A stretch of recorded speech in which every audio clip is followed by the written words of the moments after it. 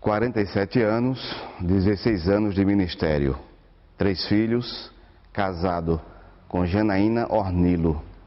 O nosso bate-papo de hoje, nós vamos conhecer mais um pouco da história, da vida e do ministério do pastor Ismael Ornilo. Eu fui professor no Senai durante 15 anos. Comecei a minha carreira em 88.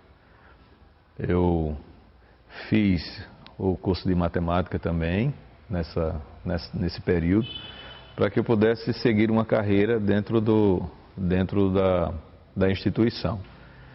Mas quando foi no final de 80, houveram alguns sinais de que Deus estava me chamando para o ministério.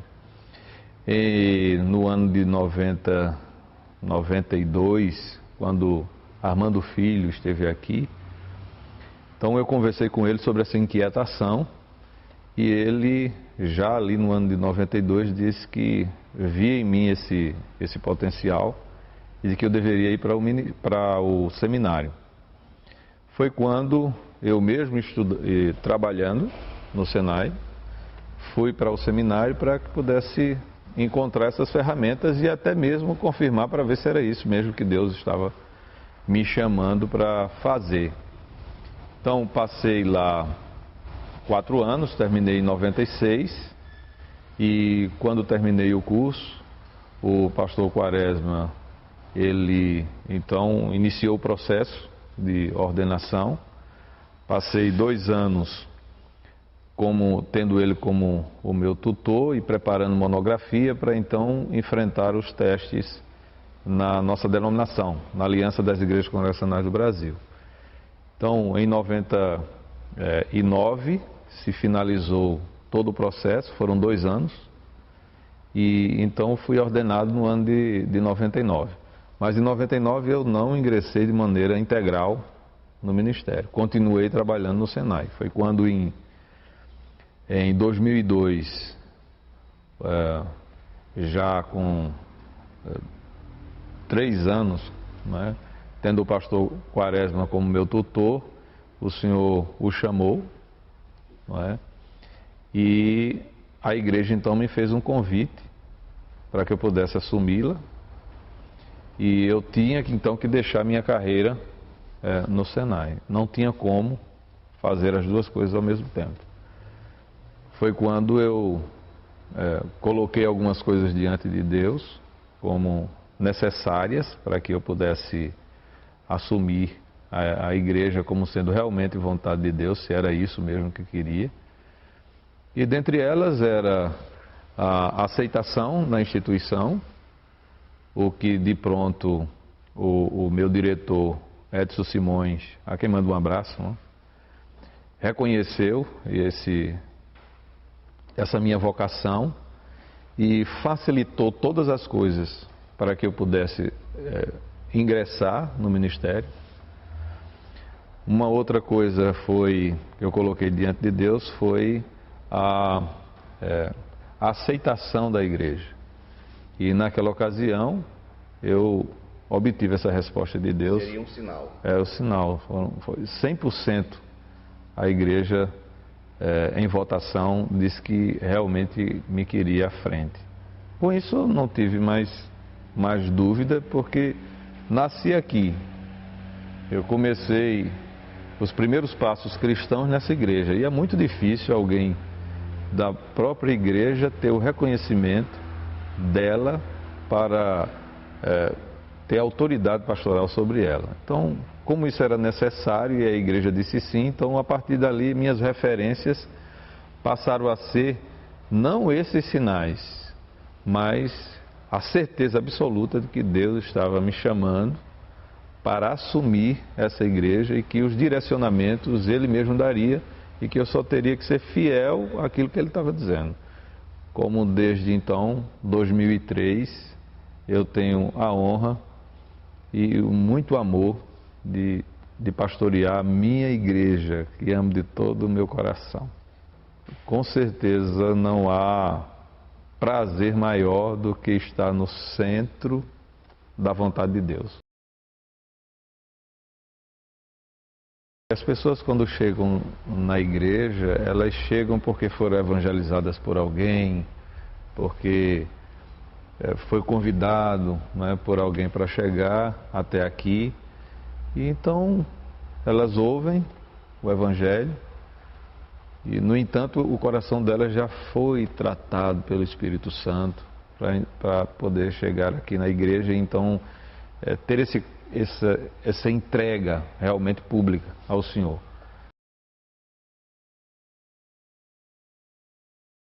Me lembro com grande regozijo do dia da inauguração do templo.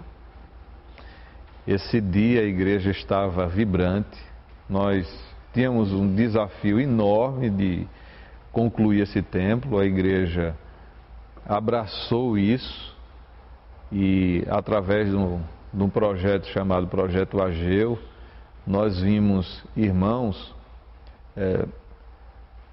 catando garrafas PETs e vendendo em reciclagem, irmãs que cortaram o cabelo para doar para que essa igreja pudesse ser construída. Nós vimos irmãos que tiveram derrames, catando papelão ao redor da sua casa, para que a gente pudesse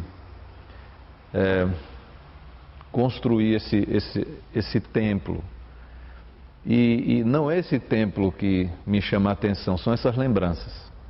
Porque quando eu via isso acontecendo, irmãos fazendo doações, indo para outras cidades, procurando outros irmãos de outras igrejas, para que pudessem simpatizar com essa causa.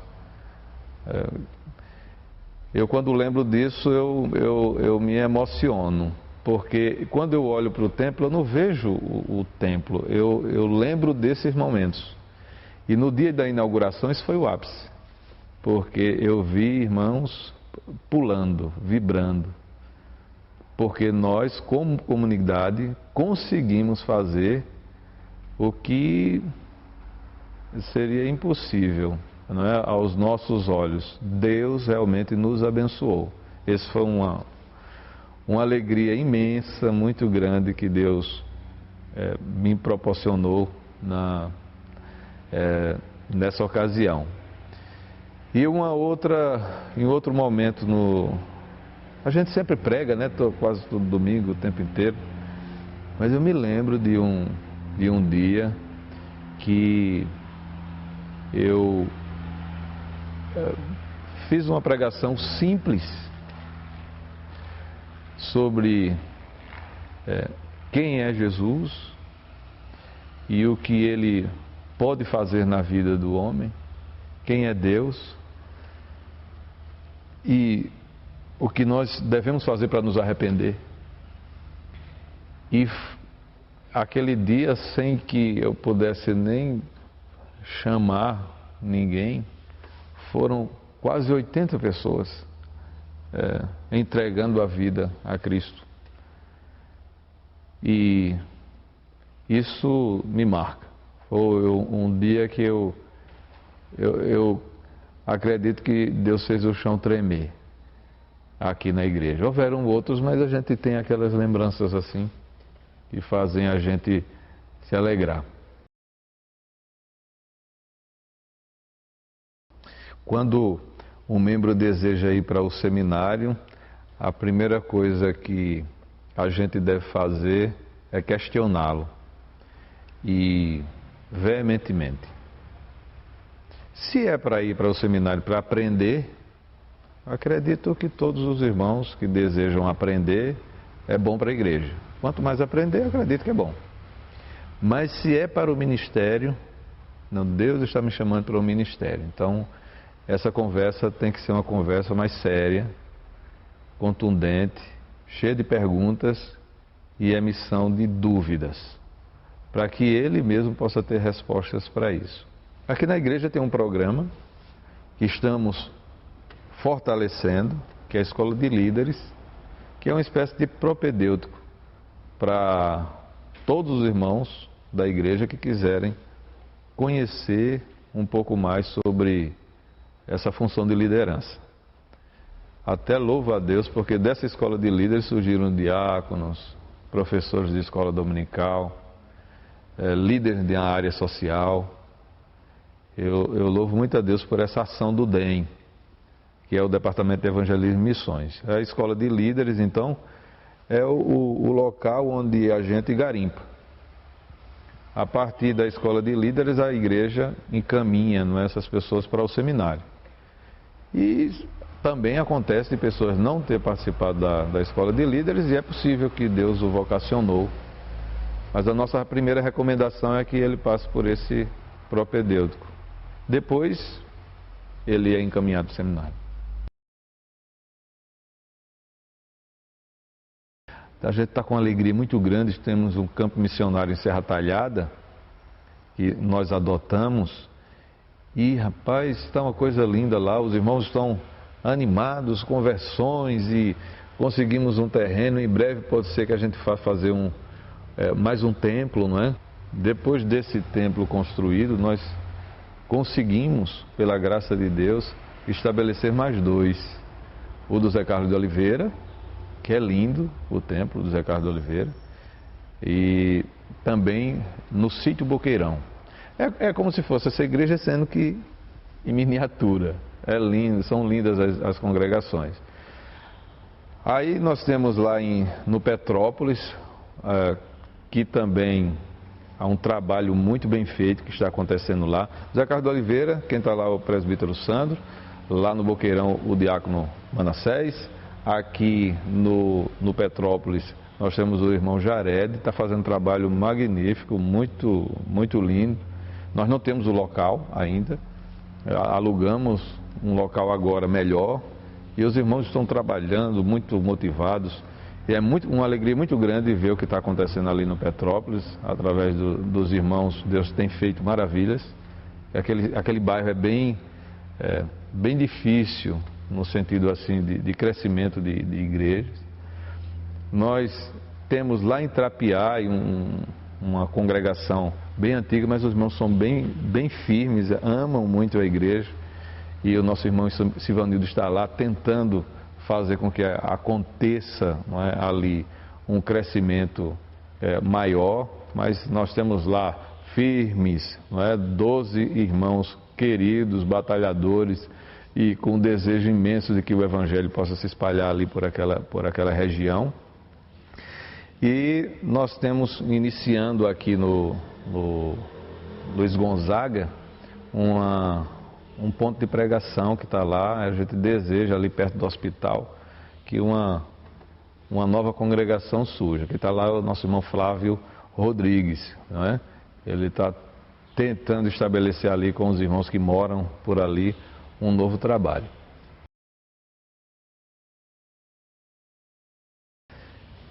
Nos dias de hoje, eu até concordo com o reverendo Nicodemos quando diz que há uma dificuldade da gente de se identificar com o que a gente é, não é? Cristão, evangélico, do movimento gospel, protestante, reformado, o que a gente é? Fica muito difícil de tantos movimentos que existem hoje. Eu, em oração, e para quietar o coração em relação a esse sincretismo gospel, vamos chamar assim, eu resolvi aquietar, descobrir na verdade quem sou, quem é a minha origem, de onde foi que eu surgi, aprender com a história da igreja.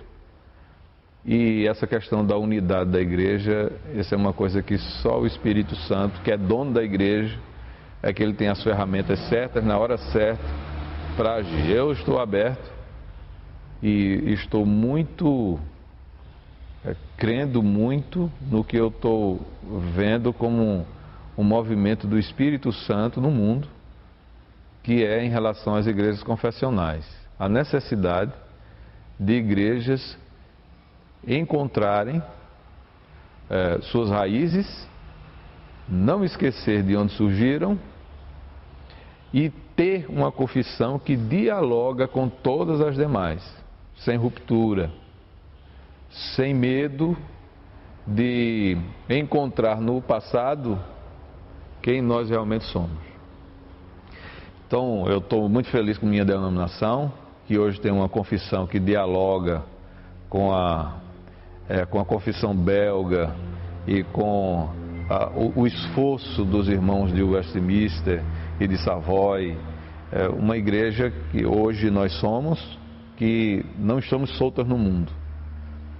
Então, quando a gente tem condição de dialogar com a história e estamos abertos para amar, compreender e ao mesmo tempo se proteger com todos os irmãos de todas as igrejas que se dizem cristãos, porque nós não devemos nos manter longe, nós não vemos isso na pessoa de Cristo, nós precisamos dialogar, nem que seja com os fariseus, os saduceus e os publicanos, a gente precisa dialogar. Sem diálogo não há crescimento cristão, precisamos dialogar com todos. Mas nós precisamos saber descobrir quem nós somos, porque também as pessoas têm o direito de escolher os seus caminhos. Então, em relação ao movimento gospel, eu prefiro ficar como alguém que está descobrindo e estou apaixonado por aquilo que eu tenho descoberto em mim e nos meus irmãos do passado.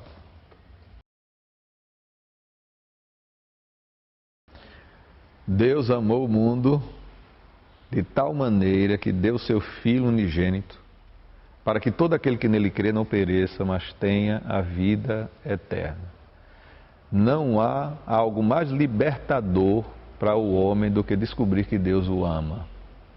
E nós não podemos saber se Deus nos ama se nós não descobrirmos quem nós somos. E a forma de nós sabermos se Deus realmente nos ama é quando nós descobrimos o nosso pecado. Nós descobrimos a profundeza dos nossos abismos internos. E quando nós descobrimos o quanto existe escuridão, o quanto existe coisas que insultam a Deus, quanto mais nós descobrimos essa distância que nós estamos desse ser tão sagrado, santo, nós também aprendemos o quanto esse Deus nos ama. E quando nós descobrimos o amor de Deus, nós então nos rendemos. E vemos que nós não somos dignos e aí nós nos entregamos. E descobrimos por que foi que ele amou ao mundo e por que foi que ele entregou o seu Filho para que nós pudéssemos ter vida eterna. Eu acredito que se você está me ouvindo e se você está sendo atingido por esta palavra que lhe atrai, é porque você tem ouvidos de ovelha. Porque a palavra de Deus diz que as minhas ovelhas ouvem a minha voz, eu as conheço e elas me seguem. Se você está ouvindo, esse é o primeiro sinal. O segundo sinal pode levar um tempo, mas vai acontecer. Você vai segui-lo. E essa igreja, a segunda igreja congregacional, está aberta, com os braços enormes abertos para você, receber você e a sua família quando você descobrir quem você é, descobrir que você é pecador e que você tem uma grande oportunidade de poder ser salvo eternamente. Deus lhe abençoe. Que bom que nossa região agora ganhou a TV Alfa. E eu estou muito feliz de saber que agora nós teremos, através da internet, muitas informações sobre igrejas e o mundo evangélico e informações sobre eventos e também a nossa igreja. Então, parabéns ao Cláudio por